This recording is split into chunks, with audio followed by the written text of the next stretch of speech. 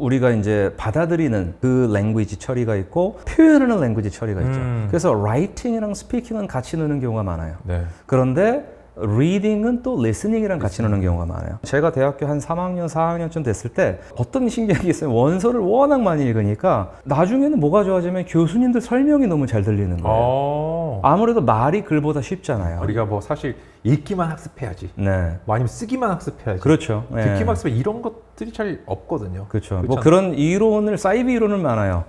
사이비 이론은 많지만 실질적으로 언어가 그렇게 돌아갈 수가 없는 게 제가 허버트 푸타라는 사람이 제가 느낄 때 분류상으로는 맥락적인 어떤 학습법의 마지막 사람인데 특히 이분이 여러 가지 얘기를 했지만은 감정이 어떤 습득과 관련이 있다. 언어 습득과 어마어마하죠. 관련이 있다. 언어 습득. 예. 사실 이거는 뭐 언어적으로만 한정된 얘기는 아니고 네. 뇌인지 과학상으로도 뇌신경과학상으로 당연한 그렇죠. 것인데 우리가 원래 모든 기억이라는 것들은 네. 생존을 기본적으로 베이스로 하고 있어요. 네네. 왜냐하면 뇌라는 거는 엄청난 효율충이거든요. 예, 맞아요. 프레전 코어 바이러스 그래서 우리가 현재 유지 편향 모든 사람은 이성적이고 싶고 훌륭한 사람이 되고 싶고 자기급을 하고 싶지만 우리 몸의 본성은 그게 아니에요. 그렇죠. 살던 대로 살아라 이게 우리 몸의 네, 가장 네. 기본적인 명령인데 네네. 이 살던 대로라는 거는 생존에 가장 적합한 에너지를 쓰게 몸이 네. 오퍼레이팅 시스템이 설계가 돼 있거든요. 네네네. 그렇기 때문에 생존과 관련된 걸 해마가 장기 교육으로 들여보내줍니다. 네네네. 근데 이 생존과 관련된 거는 찐한 경험들이에요. 네, 예를 들어가지고 공포 뭐 이런 거. 예, 공포. 호랑이를 봤는데 도망 못 친다 죽는 예. 거. 옛날 바로 죽는 거죠. 예. 독버섯을 봤는데 호기심이 생긴다. 바로 죽는 거고 그렇죠. 뭐 이런 거죠. 그다음에 네네. 누가 나에게 대해서 적개적 막 감정을 품고 오는데 내 두려움을 안 느낀다 또 죽을 가능성이 높은 거죠. 네네네. 그다음에 뭔가 내가 음식을 보는데 맛있는 감정을 안 느낀다? 이것도 예. 죽을 수 있는 거고. 그렇죠. 네. 결국 이런 것들이 그 어떤 생존을 위한 도구들의 기억으로 연결되고 예. 언어는 오죽하겠어요? 예, 언어는 어마어마하게 영향을 미치고 언어는 뭐 지금 많은 이제 진화 생물학자들이 인류학자들이랑 언어학자 같이 협업을 해서 많이 연구를 하는데 언어야말로 정말 감정이에요. 감정이다. 언어는 애초에 이제 인간의 문화의 산물이고 그 다음에 이 언어가 쓰이는 이 환경을 생각해 보면은 침묵이 굉장히 중요한 역할을 했다고 해요. 침묵이. 예, 우리가 이제 원시 시대에 그 사람들끼리 이렇게 모여서 이렇게 살면서 또 털을 골라줄 수는 없잖아요. 우리가 네. 침팬지가 아니니까. 그럼 뭐랬냐? 노래를 하고 수다를 떨었다는 거죠. 그러면서 우리가 이걸 감정적으로 이게 기분이 좋고 하기 때문에 언어가 쭉 살아남고 진화해 왔다. 그렇죠. 이게 이제 언어학자들 언어의 진화. 예, 언어의 진화예요. 그러다 보니까 이게 내 감정이 좋은 상태이면 그 언어는 굉장히 잘 흡수가 됩니다.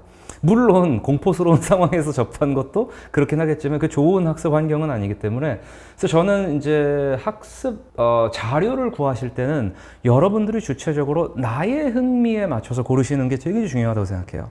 이게 사실은 보면은 옆집에서 이거 해서 영어 잘했다더라가 많아요. 근데 그 옆집 애 취향일 겁니다, 그게. 예, 그리고 뭐 네 친구 뭐 걔가 이걸로 했는데 영어 잘했다더라. 저는 이게 철저하게 내 감정을 무시하고 선택하는 거라고 생각하기 때문에 내가 흥미 있어 하는 주제를 처음 스타팅 포인트로 잡고 어학을 하시는 것이 이거는 방법론적으로 100% 옳다고 생각해요. 저희가 지금까지 어떻게 보면 인풋을 좀 중시하는 네네네. 어떤 그런 데 대해서 기조를 네. 다뤘다면 메릴 스웨인 같은 분들은 이제 네네. 아웃풋이 중요하다, 언어의 생산이 중요하다라고 얘기를 그렇죠, 하고 있고 그렇죠. 여기서부터는 기존의 학자분들하고 느낌이 좀 달라지는 것 같아요. 네네네. 그리고 이분들이 항상 아웃풋 얘기할 때는 무슨 얘기를 하냐면요. 네. 사람이 자기를 보고 메타적으로 교정하는 건 되게 어렵거든요. 예. 그러니까 사실 제가 느낄 때 습득과 학습을 구별해서 모니터링하는 거는 굉장히 우수한 학생들은 가능하겠지만 그렇죠. 실제 그 정도의 인지 에너지를 못 쓰는 사람들은 네네. 남이 교정해 줄 때 그렇죠. 모니터링 해주고 네. 그걸 인터랙션이라고 그러잖아요. 맞아요. 상호작용이 중요하다. 우리 네. 언어가 집단을 통해서 에볼루션을 이제 만들어 왔지만은 근데 이 과정에서는 또 아웃풋을 중시하는 분들의 핵심적인 사상이 바로 일단은 내가 써보고 그렇죠. 그 다음에 네. 수정을 해나간다는 네, 메릴 네, 스웨인 이 네. 생각도 예. 들고 그 모국어 배우는 과정이 사실 정확하게 그 과정이죠. 예, 피드백 받으면서 자기가 했던 가설 자체가 맞는지 틀린지 실험하는 과정이 모국어 습득 과정이고 외국어도 그것과 크게 다를 수는 없죠. 예, 우리가 어차피 그 표현이 이 상황에서 쓸 수 있는 건지 알려면 아웃풋을 해야 되니까 그렇게 해서 피드백을 받고 그렇게 배우는 것이 어떻게 보면은 내가 적절한 언어를 구사하는 데 있어서는 필수적으로 거쳐야 될 그런 과정이라고 봅니다. 사실 여기까지 오면은 굉장히 접근법이 합쳐지는 것 같아요. 맞아요. 줄리안 데이킨 같은 경우는 네. 의사소통을 강조했는데 인터랙션 안에서도 맥락을 통해서 습득을 해야 되고 그렇죠. 어느 상황에 네. 어떤 말 해야 돼. 이거 사실 네. 크라싱 했던 얘기가 굉장히 느낌이 맞아요, 비슷하고요. 네. 책을 읽다 보면 맥락을 통해 단어도 습득하고 네. 문법도 습득하고 이렇게 되잖아요. 네. 그러면서 상호 인터랙션, 네. 피드백을 해야 된다. 그래서 여기까지 오면 합쳐진다는 느낌이 네. 커지는 것 같습니다. 네. 네. 네.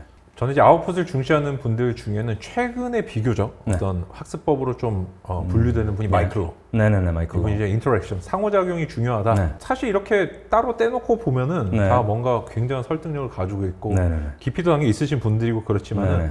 흐름상으로 보면 유사한 것 같아요. 네, 맞아요. 느낌이죠. 이게 사실 인풋, 아웃풋 이렇게 약간 대립하는 형태로 가다가 결국은 이제 마지막에 둘 다다 이렇게 됩니다. 얘기를 하게 되잖아요. 네. 그래서 이제 전반적으로 그 아우르는 그런 이론이라고 볼 수가 있겠죠. 그렇죠. 네. 인터랙션 통해서 이 속에서 내가 일단 발화를 하고 네네. 상대방의 즉각적인 피드백을 내가 수용하는 형태로 자꾸 나아간다. 네네네. 네, 그런 형태고 지금은 또 과거하고는 느낌이 좀 달라진 게 요즘에는 AI를 통해서 진짜 편하게 피드백을 받을 수 있잖아요. 어마어마한 일이죠, 사실. 영어 같은 경우는 제 생각에는 정확도가 굉장히 높은 것 같아요. 제가 최근에 가장 이용해 봤을 때는 뭐 저뿐만이 아니고 제 원어민 친구들보다 잘하더라고요.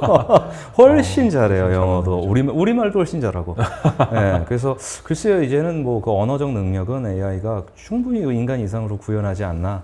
물론 사람처럼 감정은 못 느낄 거예요. 그런 면에서 감정의 어떤 그런 의한 그런 언어 습득의 이점은 못 누리겠지만 그래도 피드백을 즉각 받을 수 있다라는 점에서는 아마 지금 인공지능 이 시대에는 여러분들 엄청나게 축복받으신 거라고 생각합니다. 영어 공부에 시사하는 점이 많이 있죠. 예, 굉장히 좋아요. 네. 그다음 아웃풋적으로는 저는 이분도 좀 인상적인 게 마이클 네. 스완. 마이클 스완 같은 네. 경우는 옥스퍼드 실용영어 사전이라고 있거든요. 네. 그 책이 재밌고 그런데 우리가 알고 있던 기존의 어떤 시스템적인 문법과 아주 정형적인 말에서 벗어나서 네네네. 그 미묘한 뉘앙스 차이를 가르쳐주는 책이에요. 맞아요. 네네. 그러다 보니까 근데 역시 여기서 보면은 네. 아까도 말씀을 주셨지만 네네. 언어라는 거는 그 맥락과 시대에 따라서 자꾸 발전하고 맞습니다. 변화하는구나. 네네네. 근데 이거를 어떻게 보면 공시적으로 한 시대의 거를 모아가지고 이런 책을 예. 만드는 것도 대단한 것 같아요. 그렇죠. 그게 어떻게 보면은 약간 실용 그 회화 사전 같은 거죠. 그게. 네네. 예, 그게 중세 때부터 있었어요. 중세 때부터 있었어요?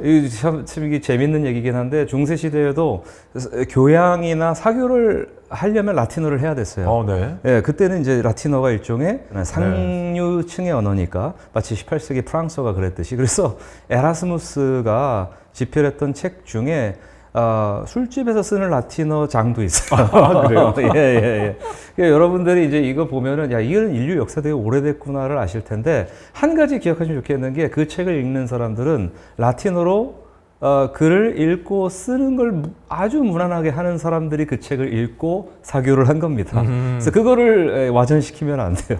기본적으로 우리가 어떻게 보면은 정형적이고 시스템적인 바탕이 있어야만 맞아요. 네네. 변형이라든지 그럼요. 추론도 가능하다. 네네네. 내가 구체적인 어떤 개 뜻도 잘 모르는데 여기서 파생되는 수많은 어떤 그럼요. 네네. 그런 거를 내가 익힌다고 해서 오히려 네네. 혼란이 좀 가중될 수도 있을 것 같아요. 네. 술집 가서 뭐 라틴어로 오늘은 내가 살게라고 해놓고 그 뒤에 아무 얘기가 없으면은 그 사람은 교양인으로 취급을 못 받는 건데 거기서 그 얘기 해놓고 그 뒤에는 로마 세네카의 시가 라틴어로 나오고 적어도 막 성경을 읊고 이래야 그 당시 사교를 할 수가 있었던 거죠. 네, 시사하는 바가 큽니다. 다음 파트로 저희가 좀 넘어가고 싶은데 네네. 좀 복합적으로 보시는 분들도 있는데 저는 에드가 데일이 바로 떠오르거든요. 예. 경험의 원추라고 그래가지고 이거 네네. 삼각형 이렇게 해가지고 가장 언어적이고 추상적인 형태의 어떤 우리 배움의 그렇죠. 도구들이 있다고 예, 한다면 예. 직접 내가 경험하고 구체적인 것들로 내려오는데 네네네.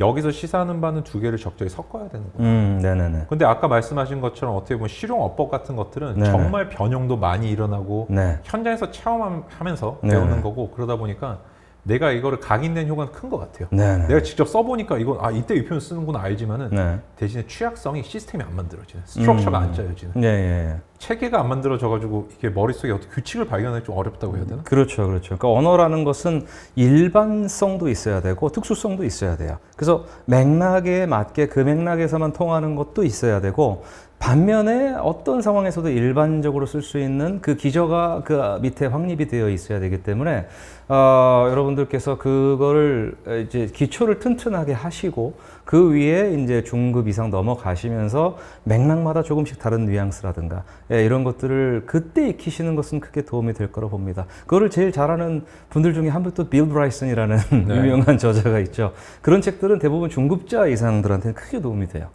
어떻게 보면 어떤 술의 양바퀴 같은 느낌. 네, 두 개를 네. 동시에 갖고 갔을 때 네, 균형 네. 있게 좀 되는 거겠네요. 네, 맞습니다. 말씀을 듣다 보니까 우리 다이앤 라슨 프리먼 같은 사람은 예. 이제 복잡성, 컴플렉스 네, 워낙 유명하신 이 분이죠. 이론을 네. 이제 얘기를 해가지고 그게 사실은 물리학에서 갖고 온 거더라고요. 저는 사실 논문을 읽어봐 논문도 짧거든요. 네, 네. 그렇게 페이지가 길지도 않습니다. 네, 그렇게 엄청나게 어렵게 쓰여 있지 않아서 한번 읽어보는 것도 저는 보시는 분들도 네, 괜찮을 것 같은데 네. 근데 이분이 뭐라 그랬냐면 네. 야 내가 최근에 물리학 보니까 이런 게 있던데 복잡성 예. 이론이 있던데 네, 네. 언어학에도 쓸 수 있는 것 같아. 네, 네, 네. 그러면서 막 이제 얘기하는데 중요한 거는 향후 약간 발전 과제다 약간 이런 느낌으로 마무리되는 거 있잖아요. 네, 전형적인 추후 연구가 필요한. 조용가 필요함. 근데 라슨 프리먼 같은 분은 이제 저 전공 수업 들을 때 수많은 저희들 전공 교재의 저자셨어요. 아. 그래서 그분이 아주 현장에서 뼈가 굵으신 분이라서 잔뼈가 굵어서 실제로 이제 ELT나 뭐 English Language Center 같은 데 있잖아요. 그런 데서 엄청 일을 많이 하신 분이에요. 그러다 보니까 그분이 현장에서 본 바가 어떠냐면은 인풋 아웃풋 인터랙션이 종합적으로 다 들어가야 이게 아이들이 영어를 습득하는 걸 직접 보신 거죠. 그래서 그거를 이제 어떻게 보면 자기가 한번 이론적으로 정립한 게 아마 그 논문이지 않을까 저는 그렇게 생각합니다. 그래서 뭐 케네스 굿맨 같은 분들이 whole language theory라 그래가지고 예. 언어를 총체로 봐야 된다라고 하는 그것도 비슷한 것들도 거예요, 비슷한 사실. 맥락으로 예, 좀 예. 느껴지거든요. 네네네. 우리가 뭐 사실 읽기만 학습해야지, 네. 뭐 아니면 쓰기만 학습해야지, 그렇죠. 예. 듣기만 학습해 이런 것들이 잘 없거든요. 그렇죠. 뭐 그렇잖아요. 그런 이론을 사이비 이론은 많아요. 사이비 사이비 이론 이론은 많지만 실질적으로 언어가 그렇게 돌아갈 수가 없는 게 우리가 글을 읽을 때도 사실은 머릿속에서 음성 처리를 해요. 우리 뇌가 처음에 이제 언어를 배울 때 다 음성으로 배우잖아요. 네. 그럼 글자라는 것은 뭐냐면 기호인데 그 소리를 대표하는 기호일 뿐이지. 심벌. 그렇죠. 근데 가끔 그런 분들이 있어요. 책을 뭐 10초 만에 읽는다든가 뭐 속독 뭐 이런 거 있잖아요. 그 뇌과학자들이 그거 말도 안 된다고 증명을 다 했거든요. 예, 그래서 실제로 우리가 묵독을 시작한 지도 오래 안 되잖아요. 네. 예전에 메이지 유신 이후에 일본 사람들 기차에서 소리 내서 책 많이 해서 음독했단 말이죠. 그래서 우리가 머릿속으로 소리를 생각하지 않고 글을 읽는다. 그 미신입니다. 머릿속으로 청각 처리를 해요. 그래서 듣는 거랑 읽는 거는 들어오는 통로는 다르죠. 근데 정보 처리 어디서 해요? 뇌에서 하죠. 브로카 영역이랑 베르니케. 브로카 영역이랑 베르니케 영역에서 결국은 처리하는 거예요. 그래서 여러분께서 어떤 거 하나를 먼저 하면 나머지가 해결된다든가 이거는 뇌과학적으로 봤을 때 말이 되지 않습니다. 보통 두 가지가 상보적이에요. CPU는 하나고 네네. 들어온 통로가 여러 개인 거죠. 네. 키보드, 마우스 서로 다르지만 결국에 컴퓨터가 처리하는 건 똑같죠. 맞아요. 그래도 굳이 나누자면은 우리가 이제 받아들이는 그 랭귀지 처리가 있고 표현하는 랭귀지 처리가 있죠. 그래서 writing이랑 speaking은 같이 넣는 경우가 많아요. 네. 그런데 reading은 또 listening이랑 같이 넣는 경우가 많아요. 그래서 실제로 저도 현장에서 느꼈던 거는 제가 대학교 한 3학년, 4학년쯤 됐을 때 어떤 신기한 게 있어요. 원서를 워낙 많이 읽으니까 나중에는 뭐가 좋아지면 교수님들 설명이 너무 잘 들리는 거예요. 아무래도 말이 글보다 쉽잖아요. 아니 읽기를 열심히 했는데 듣기가 잘 되는. 그렇죠. 왜냐하면 교수님들이 말씀하시는 그 단어들이나 문장 구성 자체가 당연히 전공교재 원서보다는 조금 쉽게 말씀하시는데 1, 2학년 때는 교수님들 말씀 다 이해를 못했어요. 4학년쯤 되니까 강의를 듣는 건 너무 쉬워요. 원서가 너무 어려우니까. 어렵고. 예, 그거를 통해서 저도 간접적으로 좀 체험을 했죠. 역시 처리는 같은 데서 하는구나. 상보적입니다. 상보적. 네네네.